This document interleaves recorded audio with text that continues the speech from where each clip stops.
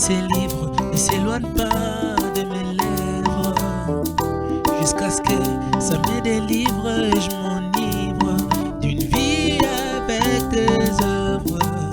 Je veux lire pour connaître mieux,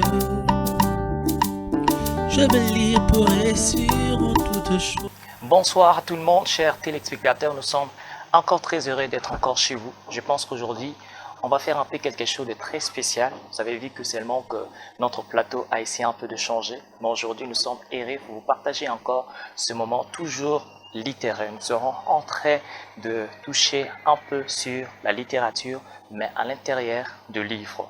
Aujourd'hui, comme il a été annoncé, nous serons en train de partager ensemble avec vous ces livres ici de La conduite du culte. C'est un livre que nous avons écrit, juste un petit livre que nous avons écrit, La conduite du culte. Je remets ça ici. Et nous n'allons pas prendre l'ensemble de tout ce que nous avons écrit ici. On va prendre juste une partie de ce que nous avons écrit dans ce livre ici.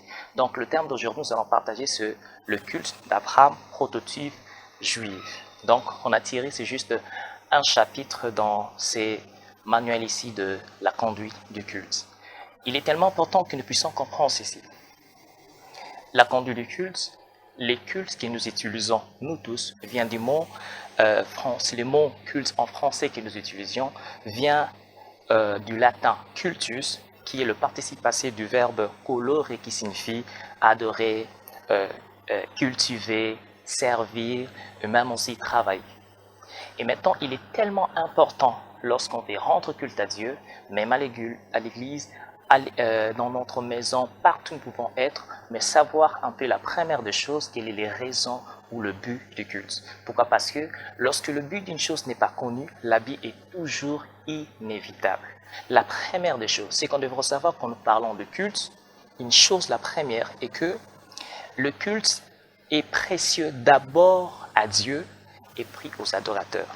Le culte est d'abord précieux pour Dieu et après pour nous les adorateurs. Donc Dieu est le premier qui a initié le culte. Dieu est le premier initiateur du culte. C'est lui d'abord que le culte est précieux, d'abord pour lui et non d'abord pour nous. Précieux pour lui et après ensuite pour nous. Donc c'est lui, Dieu, qui invite Abraham. On va voir ça quand on va parler du prototype juif Abraham, le culte d'Abraham. C'est Dieu qui invite Abraham, c'est Dieu qui demande à Abraham de venir vers lui. C'est Dieu qui veut qu'Abraham vienne pour lui offrir. Donc le culte est d'abord pour Dieu et d'abord après que pour les hommes. Il ne faut pas dire que quand vous venez dans ma maison et vous demandez qui est le propriétaire de la maison.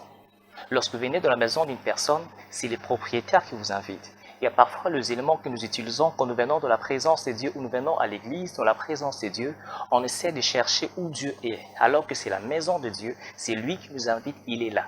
Vous ne pouvez pas demander au propriétaire d'être là alors que c'est lui qui vous a invité d'être là. Donc la première des choses, j'aime ce que Matthieu 6, le verset 6 est en train de dire, quand tu pries, il dit, quand tu pries, entre dans ta maison, ferme la porte et prie ton Père qui est là, dans le lieu secret. Qui est là dans le lieu secret. Donc c'est lui qui nous invite, il est déjà là parce que c'est lui qui a initié le culte. Ça fait une chose importante, la vie céleste se prépare sur la terre.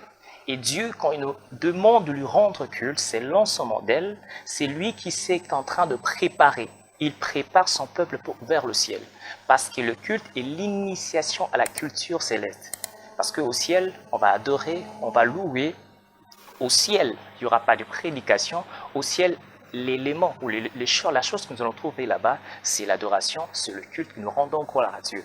Et Dieu sur la terre, il nous prépare pour cette vie du ciel. Il nous prépare cette communion que nous aurons avec lui permanente dans le ciel. Et c'est pourquoi ça se commence ici sur la terre. Si sur la terre, tu ne sais pas adorer le Seigneur, tu ne fais pas rendre culte à Dieu, je ne sais pas qu'est-ce que tu feras dans le ciel quand tu seras en face avec notre Seigneur. Donc le culte, quand nous parlons du culte, c'est essentiel d'abord pour Dieu. Il faut comprendre aussi que la direction du culte vient d'un plan ou d'un modèle divin que Dieu lui-même a initié, selon son onction, selon sa disposition, selon ses protocoles. C'est lui qui initie ça, c'est lui qui met aussi les protocoles, comment rendre culte à Dieu. Donc le plan d'un culte ne vient pas d'une église ne vient pas d'un homme, ça vient de Dieu qui a initié ce culte. Voici ce que Dieu a dit dans Exode chapitre 25, verset 40.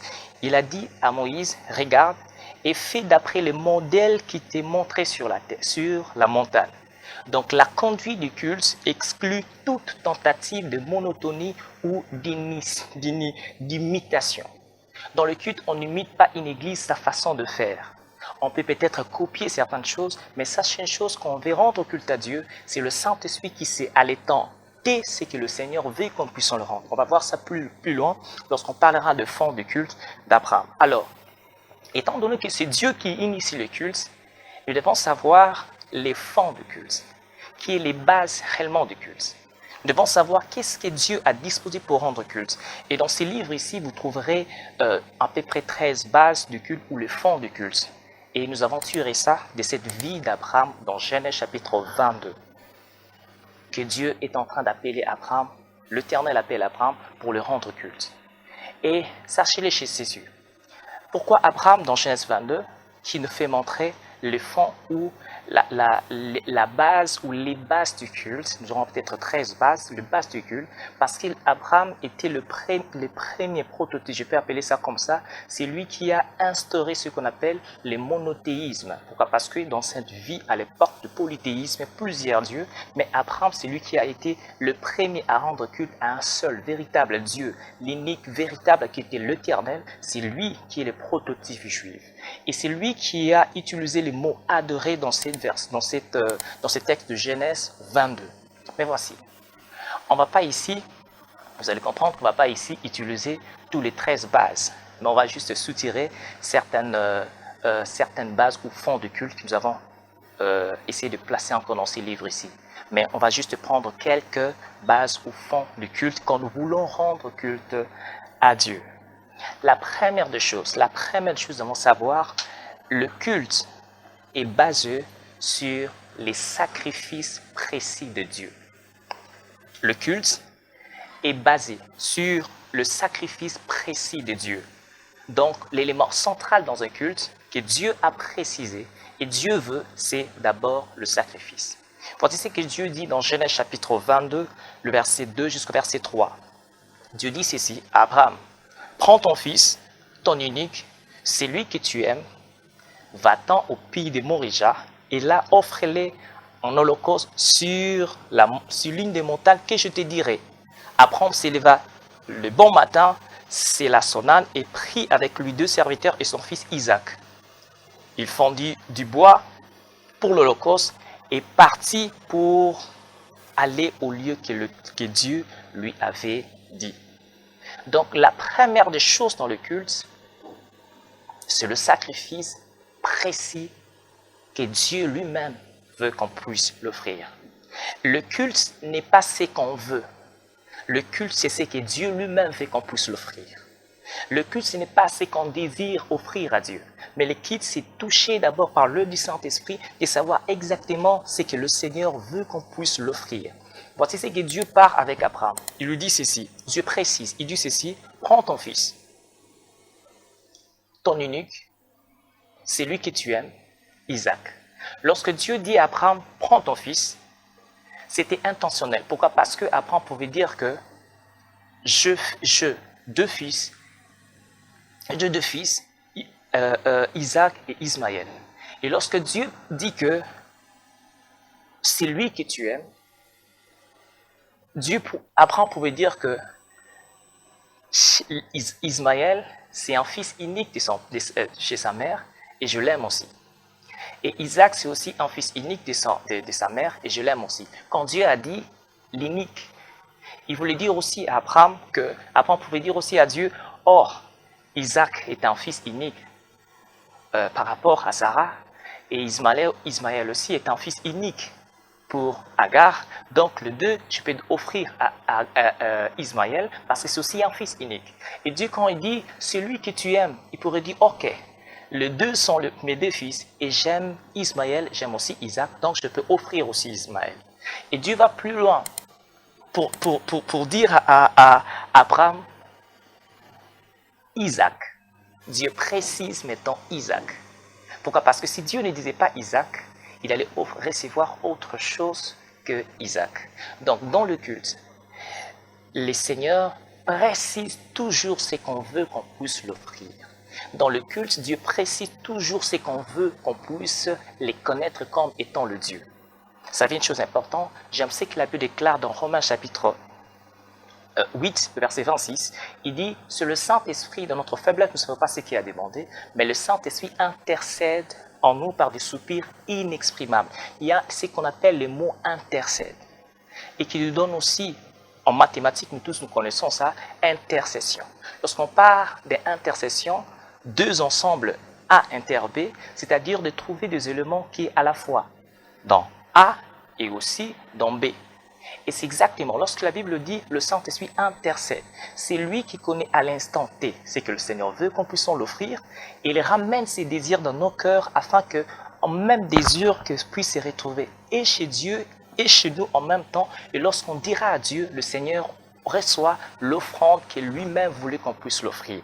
Donc la première des choses, lorsque nous venons devant le Seigneur nous veut savoir demander, Seigneur, qu'est-ce que tu veux que je puisse l'offrir? Qu'est-ce que tu veux? Précise-moi. Il a précisé celui que tu aimes. Unique. Et puis va plus loin, Isaac. Donc Dieu précise toujours le sacrifice qu'on doit offrir à lui seul. Parfois nous voulons offrir à Dieu les sacrifices de la sainteté des Seigneurs, tu es saint. Alors qu'à ces temps-là, Dieu veut que tu puisses reconnaître sa force. Il y a un moment où nous voulons dire que Seigneur, tu es manifestement bon. Alors qu'en ces temps, Dieu veut que nous puissions lui dire, Seigneur, je t'aime beaucoup. Seigneur, vois ça. Mais c'est le Saint-Esprit qui sait à l'instant T ce que nous voulons réellement offrir à Dieu, parce que c'est lui-même qui précise aussi dans le culte ce qu'on veut l'offrir. La deuxième des choses, je pense vraiment que nous sommes en train de comprendre.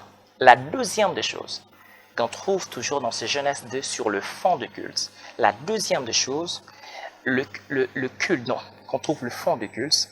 Le culte, c'est qu'on a toujours l'habitude de dire, est basé sur le sacrifice dans l'obéissance du sacrificateur. C'est-à-dire les sacrifices dans l'obéissance du sacrificateur. La deuxième des choses dans le culte, c'est l'obéissance de l'offrande. L'obéissance de l'offrande.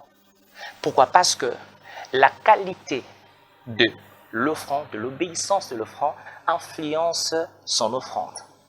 L'une des choses, il faut savoir que peu importe la qualité de votre adoration, ce qui impressionne Dieu, c'est l'obéissance de l'adorateur.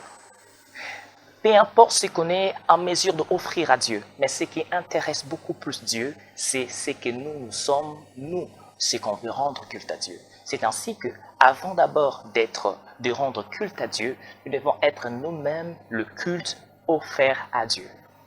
Parce que Dieu agrée d'abord l'offrande après son offrande. On va les trouver dans Genèse chapitre 4, le verset 4. La Bible dit, Dieu dit à Abel, la Bible dit, et Abel, de son côté, en fit une de premiers-nés de son troupeau et de leur graisse. L'Éternel porta un regard favorable sur Abel et sur son enfant. La Bible montre que Dieu a commencé d'abord à regarder celui qui offre, et après, ce que nous offrons. Donc, ce qui impressionne Dieu, ce n'est pas l'offrande que nous avons entre nos mains. D'abord, nous, ce que nous sommes, l'offrande par rapport à l'offrande que nous avons avec Dieu. Donc, ce qui influence notre culte, c'est l'offrande après son offrande. Dieu regarde, il agrée d'abord nous qu'on offre, après d'abord l'offrande. Donc, avant d'abord d'offrir, il faut s'offrir d'abord nous-mêmes dans le culte. Donc, Dieu regarde ça. L'offrande est toujours liée à l'offrande. L'offrande est toujours liée à l'offrande. C'est pourquoi vous allez comprendre que Dieu, la parole éclate dans Jean 4, Dieu ne cherche pas l'adoration, il cherche d'abord les adorateurs. Parce qu'un vrai adorateur ne peut offrir qu'une vraie adoration. Et non l'échange. Pourquoi? Parce qu'il y a d'autres personnes qui ne pas peut-être de vrais adorateurs, ne n'auront pas une vraie adoration. Commence d'abord à être un sacrifice dans l'obéissance à Dieu, et puis tu vas offrir à Dieu ce qui est important. Pourquoi? Parce qu'une chose importante de vous savoir que vous ne pouvez pas recevoir le meilleur de Dieu si vous ne lui donnez pas d'abord le meilleur de vous-même. Ça, c'est ce qui est important. Lorsque Dieu est en train de nous parler de l'offrande, il est tellement important de nous savoir, c'est d'abord le sacrifice, mais important, c'est l'offrande, parce que Dieu a créé d'abord le sacrificateur, celui qui offre après le sacrifice. La troisième des choses, dans le fond du culte, la troisième des choses, c'est le culte est personnel. Le culte est personnel. Nous devons savoir que le culte est personnel. Abraham, lorsque le Seigneur l'a parlé, l'Éternel a parlé la nuit, qu'est-ce que la Bible déclare? Des bons matins, Abraham, il s'élève, il laisse Sarah, et puis il prend d'abord ses deux serviteurs, il monte avec eux.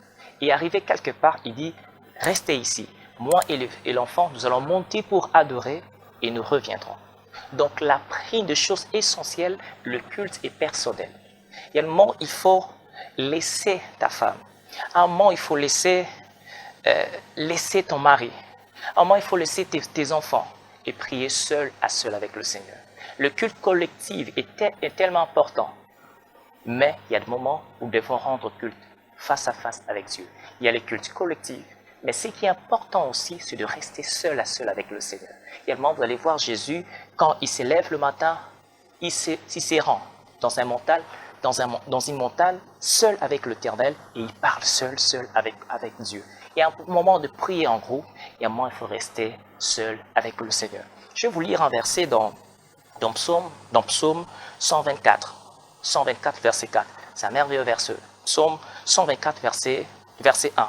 La Bible dit ceci, « Cantique de degré de David, sans l'Éternel qui nous protégera, qu'Israël les dise. » Mais lorsque nous lisons ça dans la version Jérusalem, Jérusalem dit ceci, « Cantique de David, sans l'Éternel qui nous protégera, qu'Israël seul les dise. » On met encore en ajout qu'Israël seul les dise. Les psalmistes voulaient nous faire comprendre ceci. La transmission d'une information à un autre canal est toujours biaisée, et souvent biaisée. Vous savez une chose importante, vous pouvez être chez vous à la maison et avec tous vos enfants, et tu dis quelque chose aux oreilles de ta femme, et tu lui dis transmets-les aux enfants. Et l'autre enfant transmet encore à ses frères.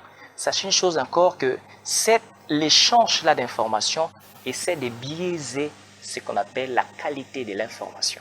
C'est la même chose aussi avec le Seigneur.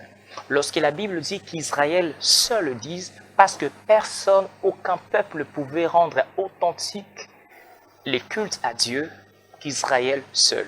Pourquoi? Parce que l'expérience que Israël avait vécue en Égypte, aucun peuple ne l'avait vécu qu'Israël seul. C'est pourquoi la Bible dit qu'Israël seul les dise.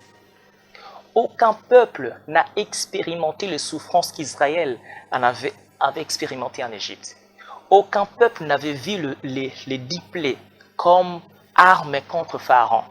Aucune nation n'avait vu l'expérience de l'Exode où Israël était sorti avec des vases d'or et des vases d'argent. Aucun peuple a vu comment la mer Rouge était séparée en deux. Et celui qui doit les dire correctement, c'est seulement Israël. Vous savez une chose importante, je vous donne un exemple. Lorsque vous venez de rater un accident et que vous dites à une autre personne de rencontrer ce que votre attitude, vos impressions, il ne va pas le dire avec les larmes que vous, quand vous allez le dire devant le Seigneur. Les témoignages qui viennent plus profond de vous, de ce que vous avez vécu, l'expérience que vous avez vécue, comment Dieu vous a fait sortir, personne ne peut le dire que vous-même. Personne. Personne ne peut adorer Dieu à votre place. Personne ne peut dire à Dieu ce que vous devriez lui dire lui-même.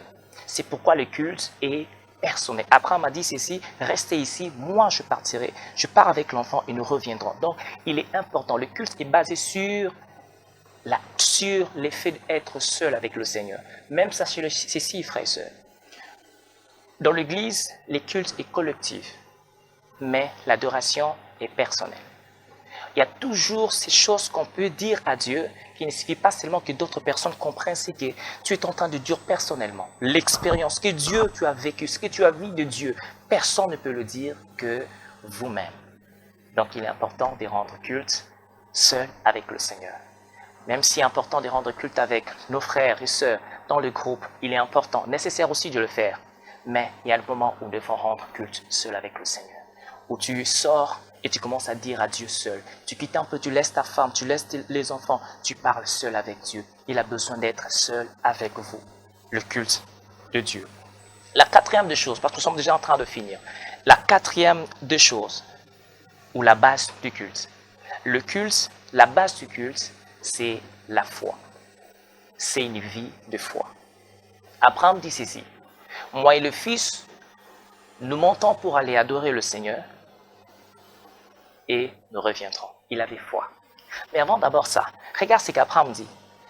Le culte ou l'adoration d'Abraham consistait à tuer son fils. Et lorsqu'il dit moi et le fils, moi et l'enfant nous montons, le fils nous montons et nous reviendrons, Abraham savait une chose importante, certaines choses dans le culte, personne ne peut mieux comprendre ce que tu es en train de dire. Personne ne pourrait voir Abraham son adoration se tuer son fils. Donc c'est quelque chose qu'on parle que l'adoration c'est la nourriture des grands. Personne ne peut comprendre ce que tu es en train de dire à Dieu quand tu es à genoux. Donc c'est personnel. Mais c'est quoi ce qu'on est en train de dire? C'est une vie de foi. C'est une vie de foi. On ne peut pas venir adorer Dieu sans d'abord que tu savoir que c'est un Dieu véritable. Dieu, dans le culte, il veut d'abord que nous avançons, nous approchons vers celui qui est un Dieu, qui est là déjà. Regarde ce que Watchman est en train de créer. Watchman dit ceci. La foi est une tranquille confiance en Dieu, tout-puissant et proche, quoique invisible. J'aime ça. Il dit ceci. La foi est une tranquille confiance en Dieu, réel, tout-puissant et proche, quoique invisible. Il est invisible, mais il est présent. Il est invisible, mais il est présent. Dieu, quand il voit Abraham, il appelle. Abraham accepte. Pourquoi? Parce qu'il part. Parce qu'il avait foi en Dieu. Quand Dieu nous appelle. Hébreux chapitre 11, verset 8. Regardez ce que la Bible dit. Toujours dans la foi, dans le culte. Hébreux 11, verset 6, la Bible dit. Or, sans la foi, il est impossible de lui être agréable. Car il faut que celui qui s'approche de Dieu croit qu'il existe. Et qu'il est le rémunérateur de ceux qui le cherchent. Il rémunère ceux qui le cherchent, mais premièrement d'abord, il faut croire qu'il existe. La première des choses quand nous avançons dans le culte, c'est avoir la foi. Abraham, lorsqu'il s'approchait devant le Seigneur, de l'Éternel, acceptant cet appel, venant à l'église, venant au culte, il savait que le Dieu est présent, il existe. Laisse-moi vous dire, souvent nous essayons de chercher l'existence de Dieu dehors, à l'extérieur, à côté de nous. Mais nous oublions ceci. L'existence de Dieu, premièrement d'abord, se trouve à l'intérieur de nous. Dans 1 Jean 4, verset 4, la parole déclare « Ne savez-vous pas que celui qui est en vous est plus grand que celui qui est dans le monde ?» La Bible dit « Celui qui est en vous est plus grand que celui qui est dans le monde. » Donc, lorsqu'on vient, on prie le Seigneur, lorsqu'on rend culte à Dieu, on adore le Seigneur, on loue le Seigneur. L'existence de Dieu, la Bible dit, crois d'abord qu'il existe et quand tu t'approches de lui. Mais sachez une chose, en approchant de Dieu, sachez que l'existence de Dieu, ce n'est pas à gauche et à droite, mais d'abord à l'intérieur de vous. Dieu y habite à l'intérieur de vous. La deuxième des choses, frères et sœurs, vous comprenez ceci, c'est à l'intérieur de nous. Dans Actes chapitre 3, le verset 6, Actes chapitre 3, le verset 6, Pierre dit ceci, « Je n'ai ni argent ni or, mais ce que je. Mais ce que je. Au nom de Jésus-Christ, lève-toi et marche. C'est que je. » Il y avait Dieu à l'intérieur de lui. Donc, il savait que l'existence de Dieu, je ne peux pas le trouver ça ailleurs. L'existence de Dieu, c'est à l'intérieur de moi. Dieu est à l'intérieur. Je crois qu'il est en l'intérieur de moi. C'est parce qu'un Dieu est toujours réel, toujours réel. Pourquoi? Parce que la foi chrétienne, ce n'est pas ce que nous voyons avec nos yeux physiques, mais ce que nous voyons avec notre esprit. Paul dira seulement que nous marchons par la foi et non par la vue. Donc la foi dans le culte ne consiste pas à sentir Dieu, mais à savoir qu'il est là. La foi, ce n'est pas ce que je sens, mais la foi, je sais que c'est que je sais. Paul est en train de dire, je sais en qui je crie. Je parle parce que je sais en qui je crie. Et non parce que je sens en qui je crie. Non, je sais en qui je crie. Lorsqu'on vient dans le culte ou dans la présence de Dieu, le Seigneur est là. Vous le trouverez toujours dans ces livres ici. La deuxième des choses, nous devons savoir ceci, frères et sœurs. quand nous essayons en paix de chercher l'existence de Dieu. La Bible dit, ceux qui s'approchent de Dieu croient qu'il existe. Nous cherchons l'existence de Dieu. Retenez ceci. Dans Colossiens chapitre 1, le verset 17, la Bible dit, il est avant toute chose. Parlant de Christ, la Bible dit, il est avant toute chose et toute chose subsiste en lui. Il est avant toute chose et toute chose subsiste en lui. Lorsque la Bible dit, crois qu'il existe, sachez ceci que Dieu est la cause de toute existence. Tout existe parce que Dieu existe. Vous comprenez? Le fait déjà de se réveiller le matin, le fait de venir, de marcher, ça prouve que l'existence de Dieu. Donc quand vous cherchez l'existence de Dieu, cela veut dire que le fait déjà de vivre, cela prouve que Dieu a existé avant vous parce qu'il est avant toute chose. Donc toute chose tire l'essence de l'existence dans l'existence réelle de Dieu. C'est alors que vous allez comprendre que ce n'est pas ce qui existe, nous voyons qu'il existe, exclut ce que nous ne voyons pas. Ce n'est pas que l'existence exclut l'inexistence par ricochet de ce que nous ne voyons pas. Cela veut dire qu'une chose, Dieu, bien qu'invisible, il est plus visible que les visibles que nous sommes en train d'imaginer. Dieu est à l'origine de tout ce qui doit être. Il est avant toute chose parce que c'est lui qui est Dieu, il sait avant toute chose. Cela veut dire que ce qui est important quand nous venons dans la présence de Dieu, ne cherchez pas l'existence de Dieu ailleurs. Il est en nous. Et savoir qu'une chose importante, que Dieu, il existe parce qu'il est la cause de toute existence. Donc vous comprenez que si vous essayez de lire ces petits manuels aussi sur le culte, la conduite du culte, vous trouverez beaucoup plus de choses sur la conduite que je n'ai pas énuméré toutes les bases ou le fond du culte. Je vais seulement juste énumérer quelques éléments sur la conduite du culte. Mais avant que nous puissions finir ces moments ici, la Bible dit il est le rémunérateur de ceux qui le cherchent. Mais avant qu'il soit le rémunérateur, il faut croire qu'il existe. Il faut être un bon offrant. Il faut l'offrande que nous devons offrir à Dieu de nous-mêmes. Pour finir, voici ce que j'aimerais vous dire, ceci. Le chèque royal de Saül était lié à un règne sans culte, sans l'arche de l'alliance. Donc, l'échec royal de Saül, c'est parce qu'il n'y avait pas de culte. Mais regarde, divinement averti, la première des choses que David a fait lorsqu'il a pris la royauté, il a pris devenir roi, la première des choses qu'il a fait, il a ramené l'alliance du culte. Il a ramené l'arche de l'alliance. Il a fait que l'arche de l'alliance revienne en Israël. Il a restauré le culte. Je vais vous dire ceci, le culte est le nœud principal de la vie d'un homme. Le culte, il est le principal de la vie d'une église. Une église qui s'est louée, adorée, qui s'est rendre un culte à Dieu, qui se conduire un culte. C'est une église qui est dans la croissance de Dieu. C'est un culte qui se prépare pour la gloire de Dieu. C'est un culte qui est conduit par le Saint-Esprit. Donc, je vous dis vraiment, très bonne lecture dans ce merveilleux livre de la conduite de culte. Donc, nous sommes déjà en train de finir. Je vous donne rendez-vous pour la semaine prochaine. Je pense que nous aurons avec un autre invité pour l'émission Livres Inspirés. Donc, vous allez trouver ces livres partout. Il y a aussi des livres aussi de Jésus-Christ, le mystère de Dieu, de Dr. Douglas. Que vous pouvez aussi chercher ces sons de livres merveilleux pour toujours approfondir notre connaissance avec le Seigneur. Donc, moi, je vous donne rendez-vous pour la semaine prochaine. Restez bénis. Et avec cette vidéo aussi, restez bénis. À très bientôt. Vous pouvez trouver cette émission sur notre chaîne YouTube, Livres Inspirés. Bye bye. À très bientôt.